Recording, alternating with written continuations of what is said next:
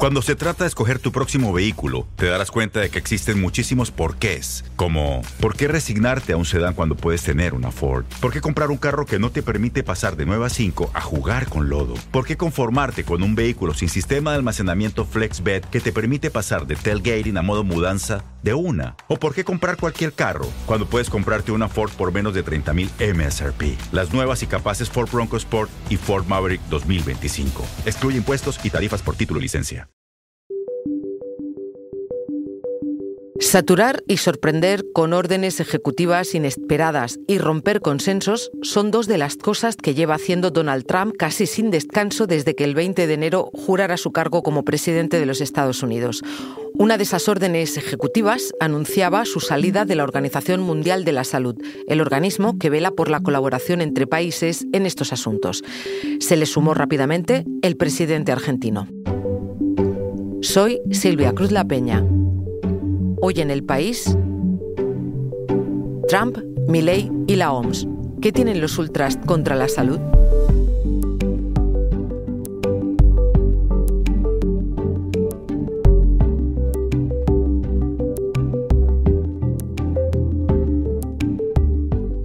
Hola, Macarena. Hola, Silvia. Macarena Vidal, corresponsal en Washington en El País. Te llamo para comentar uno de los muchos anuncios de Donald Trump estos días. Este pasó medio desapercibido, quizá por lo que algunos periodistas y analistas ya están describiendo como una estrategia, que es la de apabullar a los medios con medidas y anuncios, muchos de ellos descabellados, y que ya no sabemos los periodistas a dónde mirar, muy especialmente los que estáis allí, Macarena. Sí, como bien dices, es una estrategia. La hizo famosa su antiguo asesor, Steve Bannon, y se llama inundar la zona. Claro. Y consiste pues en abrumar tanto, hacer tanto ruido desde tantos lados, que la oposición no sepa por dónde reaccionar, que al final lo que consigue es esto, es crear desconcierto y tener al enemigo pues quieto, parado, porque no sabe por dónde le van a venir, ¿no? Las cosas. Y al mismo tiempo pues da a sus bases la impresión de que está desarrollando una actividad descomunal y se están haciendo muchas cosas, que se están consiguiendo muchas cosas. Y no les deja tiempo tampoco para pensar si es verdad y si está haciendo tanto como dice, o si lo que está haciendo es tan bueno como él dice. Claro. Este anuncio del que quiero hablar hoy contigo vino inmediatamente después de su investidura y es el anuncio con el que dijo que Estados Unidos se retiraba de la Organización Mundial de la Salud. Sí, y que además Trump no se quedó solo en esto, porque otro líder de la ultraderecha liberal, el presidente argentino Javier Milei, también anunció a principios de febrero que Argentina haría lo mismo. Así es, y de hecho también a principios de febrero hubo una reunión de la OMS en la que estuvo entre los representantes de España Pedro Gullón, que es el director de Salud Pública del Ministerio de Sanidad, que le ha contado a nuestra compañera Belén Remacha algo sobre el clima que dejaron estos anuncios. Vamos a escucharlo. El tema central fue la marcha de Estados Unidos. Tiene repercusiones muy diferentes. Una muy importante es que dejamos de tener a un actor importante en salud global que deja de compartir con el resto de los países las preocupaciones que puede tener, especialmente grave en un momento en el que Estados Unidos tiene un descontrol de la gripe aviar sobre todo entre animales, pero que ya ha empezado a tener afectación entre humanos y donde sería tremendamente importante que Estados Unidos colaborase con el resto de los países. Su marcha oficial en realidad se produce en enero del año que viene. Entonces han estado presentes no durante todo el Consejo Ejecutivo, de hecho ha habido silla vacía en el Consejo Ejecutivo porque ellos son miembros del Consejo Ejecutivo durante bastante tiempo y su participación ha sido prácticamente nula durante este Consejo Ejecutivo. Alguna declaración política y poco más. Pero el verdadero debate sobre ellos ha consistido en qué pasa cuando se marchan, y no solo que se marchan en esos términos de gobernanza, sino en qué pasa con el dinero que ellos aportaban. La OMS tiene que tener un proceso de eficiencia, de priorización y despriorización para llegar bien a las cosas que de verdad necesitamos como organización y como salud global. Los ataques que significan la salida de Estados Unidos y la marcha de Argentina, que se produjo literalmente cuando estábamos en el Consejo Ejecutivo, donde incluso funcionarios de Argentina presentes en la reunión se enteraron porque les enseñamos las noticias, supone un reto, pero no todo se acaba aquí. De hecho, tenemos que reforzar estas estructuras multilaterales porque cada vez van a ser más importantes y tenemos todos espacios de decisión. De hecho, hay algún tipo de decisión donde Estados Unidos bloqueaba que incluso a lo mejor va a ser más sencillo, pero lo que tenemos que hacer es ver cómo conseguir dar la vuelta. No tenemos Estados Unidos, que es un país muy importante, pero tenemos que seguir teniéndoles de alguna forma.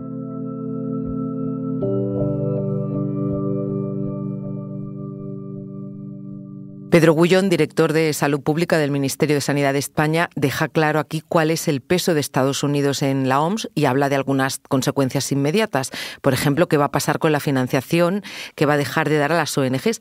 A ti, Macarena, te quiero preguntar por las causas. Para empezar, ¿qué es lo que tiene Donald Trump contra la OMS como para que salir de ella estuviese entre sus primeras medidas? Pues tiene, que es que se le había quedado pendiente esto del primer mandato. Entonces se había enfrentado a la OMS por dos cosas. Porque consideraba excesiva la contribución que pagaba Estados Unidos y la segunda por la gestión de la pandemia de COVID. Para Trump, la OMS era demasiado deferente hacia China, el país donde se detectó el coronavirus por primera vez, y no le hacía gracia. Es la segunda vez, por lo que estoy contando, que Estados Unidos inicia el proceso de retirada de la OMS.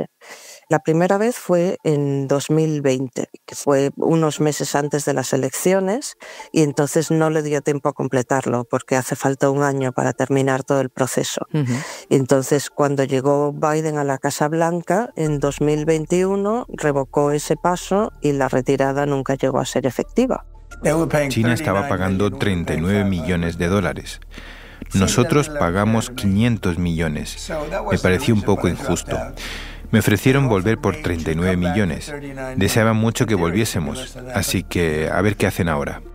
Pero lo que diga Trump siempre hay que cogerlo con pinzas. Hay veces que exagera, hay veces que se inventa las cosas y hay veces que sí que hay algo de verdad en lo que dice, no necesariamente todo. En este caso, con independencia de que haya algo de cierto o no, lo que sí es verdad es que otros países y otras entidades y otros individuos han salido al paso para cubrir el hueco de Estados Unidos. Por ejemplo, el exalcalde de Nueva York, el millonario Michael Bloomberg, ha dicho que cubrirá la contribución que le hubiera correspondido a Washington, ya que la OMS es tan importante para proteger la salud mundial y para evitar futuras pandemias. Y hablando de futuras pandemias o de posibles pandemias, Macarena, te he leído estos días en El País sobre la gripe aviar que está sufriendo Estados Unidos y me hace pensar que ese puede ser un escenario en el que el concepto de salud global tenga todo el sentido, ¿no? Desde luego que sí. Aquí estamos viviendo una epidemia brutal de gripe aviar que ha disparado el coste de los huevos. En todo el país la media de una docena de huevos ronda los 8 euros, pero es que en ciudades como Nueva York puede llegar a subir $14 y las tiendas los están racionando. Hay sitios donde te dicen que puedes comprar un cartón al día o 2 como mucho. En la tienda donde compro yo comentaban el otro día que hay que ir antes de las 8 de la mañana o ya para entonces se han agotado los huevos. Claro, son consecuencias muy directas de esta gripe aviar de la que estamos hablando, que tocan al bolsillo, además, no solo a la salud. Y te quería preguntar, ¿eso no puede hacer cambiar a Trump alguna de sus políticas de salud, tanto interna como externas? Pues de momento no parece. Y además es que ahora la política de salud ha quedado en manos del antivacunas Robert Kennedy, que es un hombre que se presenta como un gran disruptor o azote de la industria sanitaria, de las Big Pharma, de las grandes compañías farmacéuticas y de aspectos como la comida ultraprocesada. Y que además, pues entre otras cosas, ha propuesto eliminar la fluorización del agua potable.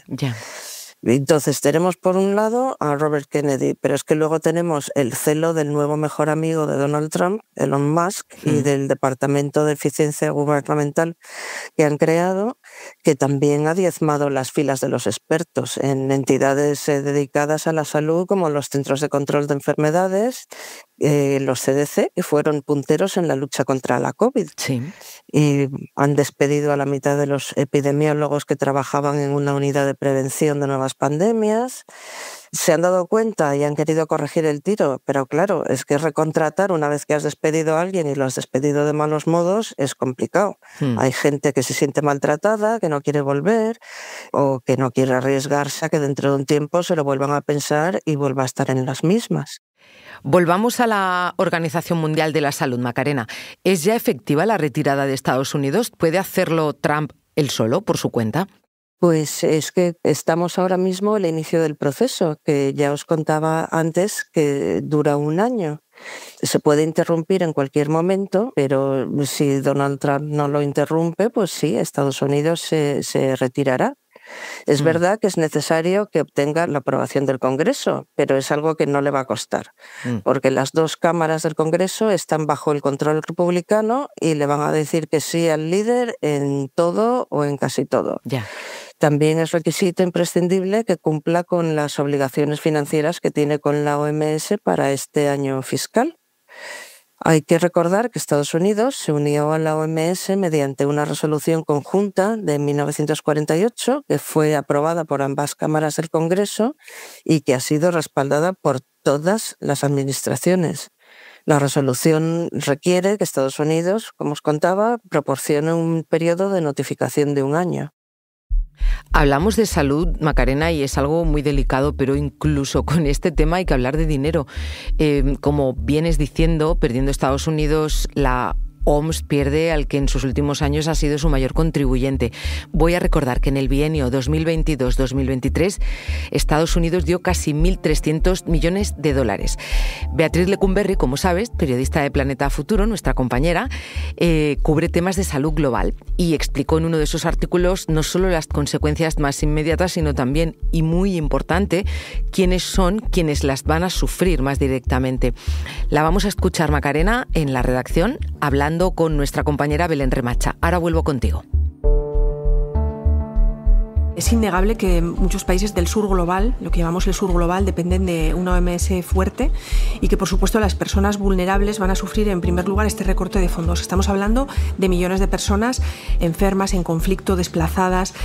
En este momento, de cada $6 del presupuesto de la OMS, 1 es estadounidense. Entonces, la falta de financiación va a afectar a programas de lucha contra enfermedades infecciosas, pero también contra la mala calidad del aire, que amenazan al planeta entero. Es decir, nos vamos a ver afectados todos, porque yo creo que eso es algo importante que tenemos que subrayar. La salud global es eso, global. Los virus no tienen fronteras en este mundo y la manera de prevenir, por ejemplo, futuras pandemias es también un trabajo de todos.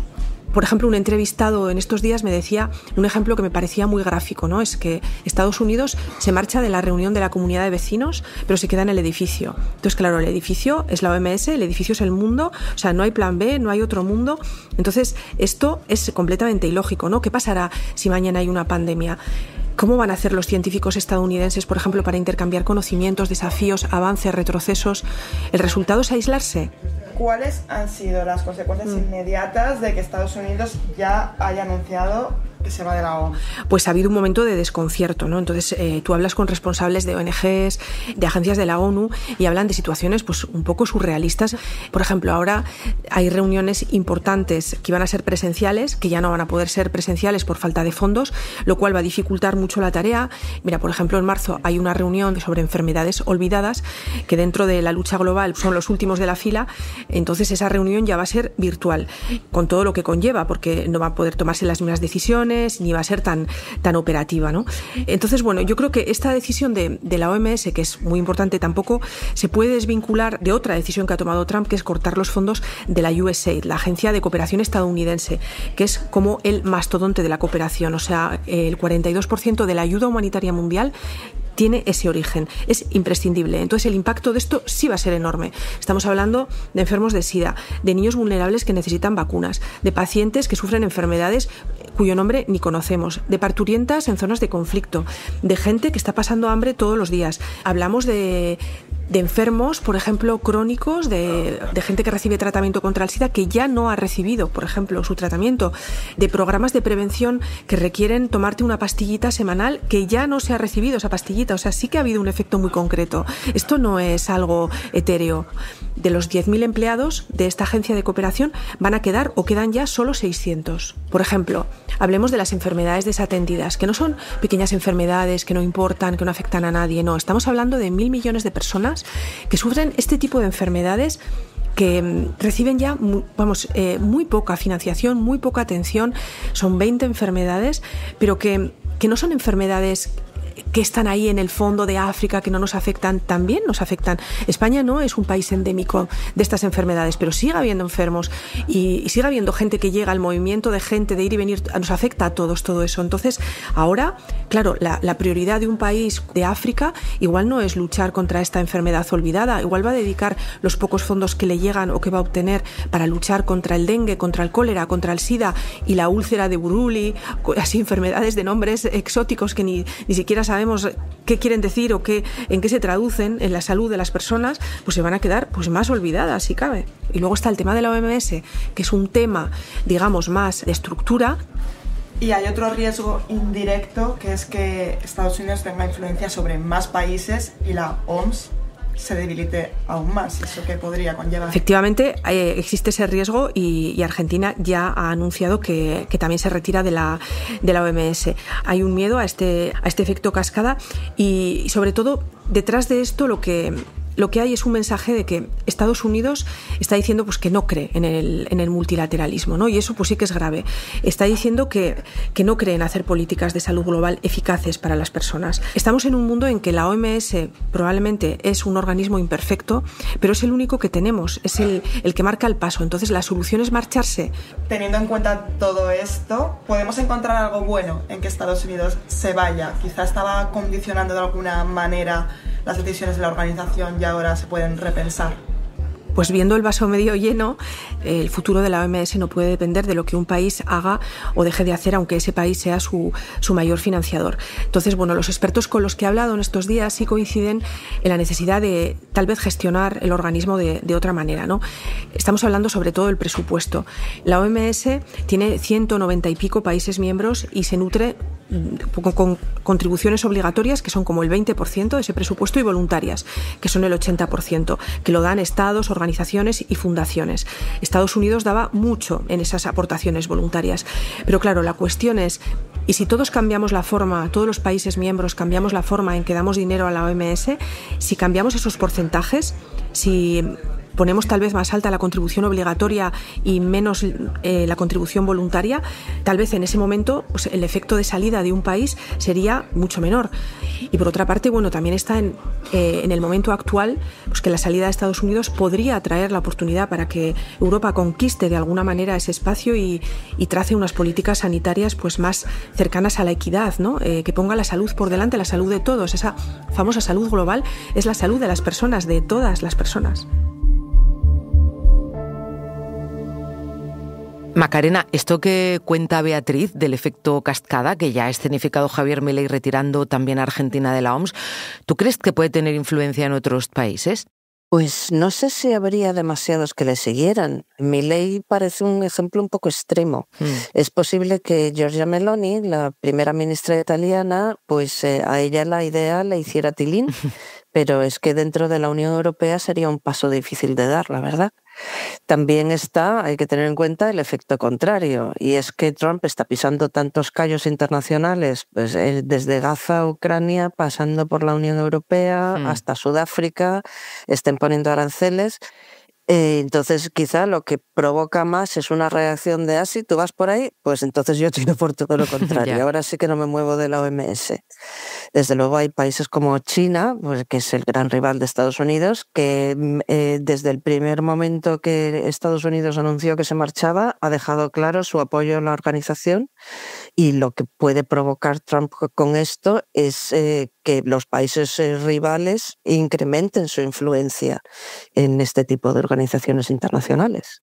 Lo que sí parece que se está ganando con esa resistencia a reconocer el concepto de salud global es sumar muchos negacionistas, imagino, a sus filas. ¿Estás de acuerdo con esto, Macarena? Sí, se los está ganando. El nombramiento de Robert Kennedy ha sido un espaldarazo para todo esto. Y bueno, pues Trump empezó a gestionar la COVID, le tocaron los primeros meses de pandemia y hay que acordarse de que incluso el hombre llegó a recomendar beber lejía. Sí. Pero es que esa gestión a sus votantes les queda muy lejos y a lo que les gusta es esa pose rompedora del a mí no me la dan con queso, tal, yo sé más que la Big Pharma y yo sé más que todos los demás.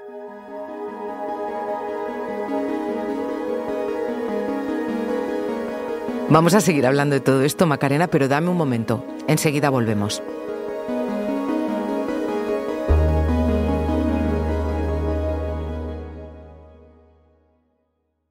Cuando se trata de escoger tu próximo vehículo, te darás cuenta de que existen muchísimos porqués, como ¿por qué resignarte a un sedán cuando puedes tener una Ford? ¿Por qué comprar un carro que no te permite pasar de 9 a 5 a jugar con lodo? ¿Por qué conformarte con un vehículo sin sistema de almacenamiento FlexBed que te permite pasar de tailgating a modo mudanza de una? ¿O por qué comprar cualquier carro cuando puedes comprarte una Ford por menos de $30,000 MSRP? Las nuevas y capaces Ford Bronco Sport y Ford Maverick 2025. Excluye impuestos y tarifas por título y licencia.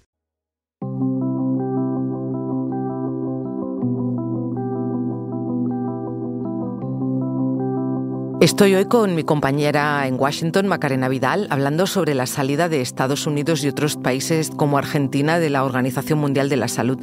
Parecería que el problema que tiene Trump con la OMS es un problema que tiene en realidad con la ONU. Bueno, Trump lo que tiene es un problema con el multilateralismo y la colaboración internacional. O sea, él ve el mundo como un sitio donde ganan los fuertes y donde los fuertes se comen a los débiles. Donde si uno gana, el otro necesariamente pierde. Por eso le atraen líderes autócratas como Vladimir Putin o como el norcoreano Kim Jong-un o como el chino Xi Jinping. La ONU, que es el emblema del multilateralismo por definición, pues le parece en el mejor de los casos una pérdida de tiempo y en el peor de los casos un enemigo que le critica y que obstaculiza sus planes. Yeah. De ahí que también se haya retirado del Consejo de Derechos Humanos y haya prohibido financiar la UNRWA, la agencia de la ONU de ayuda al refugiado palestino. Y si vamos más allá, pues también de ahí sus problemas con la OTAN, con la Unión Europea, que también le parece un grupo de quejicas sin un líder fuerte, pero bueno, ese es otro tema y ya hablaremos de él. Hablaremos de él seguro, pero esto de lo que me hablas es una ruptura de un consenso muy básico, ¿no? Sí, y es una ruptura que está yendo muy rápido, por aquel que hablábamos de eso de inundar la zona, ¿no? Y por lo profundo del cambio que está imponiendo.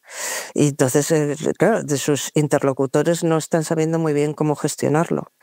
Y es que el problema que se queda es que romper algo siempre es mucho más fácil que volverlo a construir. Oye, ¿y qué mecanismos de defensa tenemos contra algo así? ¿Contra un vecino que sigue viviendo en el edificio pero no cumple las normas, ni acude a la reunión de la comunidad? Como decía Beatriz, ¿hay algo que le pueda obligar a Trump a cumplir acuerdos que atañen a todo el mundo, como los relacionados con la salud global y el medio ambiente? Pues teóricamente el derecho internacional. Pero es que él es libre de abandonar tratados y entonces no hay autoridades que le obliguen a cumplirlos. En otras áreas globales también amenaza con incumplir sus compromisos y estoy pensando en Ucrania, por ejemplo. Y si es que en temas de tanto calado geopolítico no parece haber quien le pueda presionar, pues la verdad es que me siento pesimista. Pero bueno, también es verdad que Trump es tan impredecible que no se puede saber nunca. Supongo que te sientes pesimista también porque parece estar queriendo cumplir todo aquello que se le quedó en el tintero en la primera legislatura y esta vez además con unas formas que yo me atrevería a decir casi vengativas, ¿no? Sí, desde luego. Esta vez Trump está desencadenado, no tiene límites, tiene mayoría en el Congreso, ha ganado las elecciones por mayoría del voto popular, el Supremo le ha dado inmunidad judicial para sus actos de gobierno, tiene el respaldo del hombre más rico del mundo. Sacaba un meme en el que se salía vestido de rey. En su primer mandato, sus asesores venían del ala conservadora clásica republicana del establishment y bloquearon algunas de sus iniciativas más perjudiciales judiciales, pero es que esta vez Trump ha aprendido aquella lección y se ha rodeado de personas seleccionadas sobre todo por su lealtad. Y esta gente no va a intentar hacerle cambiar de opinión, al contrario, lo que le está es aplaudiendo cada jugada. Macarena, sospecho que este año vamos a hablar muchísimas veces en este estudio. Gracias. Muchas gracias, Silvia, a ti.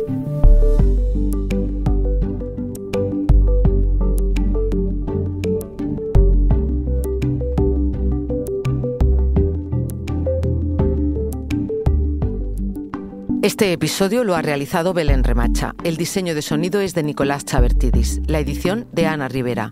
Yo soy Silvia Cruz La Peña y he dirigido este episodio de Hoy en el País. Gracias por escuchar. Cuando se trata de escoger tu próximo vehículo, te darás cuenta de que existen muchísimos porqués, como ¿por qué resignarte a un sedán cuando puedes tener una Ford? ¿Por qué comprar un carro que no te permite pasar de 9 a 5 a jugar con lodo? ¿Por qué conformarte con un vehículo sin sistema de almacenamiento FlexBed que te permite pasar de tailgating a modo mudanza de una? ¿O por qué comprar cualquier carro cuando puedes comprarte una Ford por menos de $30,000 MSRP? Las nuevas y capaces Ford Bronco Sport y Ford Maverick 2025. Excluye impuestos y tarifas por título y licencia.